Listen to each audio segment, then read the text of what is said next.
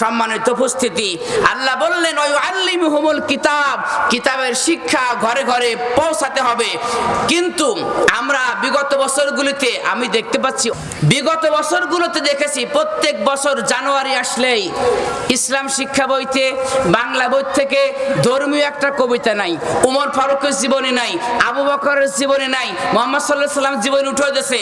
তারপরে কি করছে, দেবদেবীর নামে জবাই করার গোশত খাওয়া যাবে, এমনি করতে করতে করতে করতে করতে লাস্ট পর্যন্ত 24 জানুয়ারিতে এই ধর্মহীন ধর্ম নিরপেক্ষ শক্তি মতবাদের এজেন্ডা বাস্তবায়নকারীরা একজন ছেলে, নাম হলো শরীফ।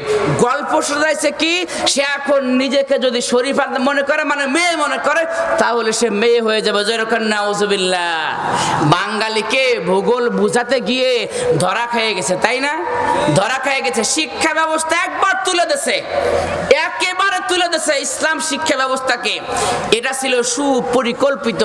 সম্মানিত উপস্থিতি।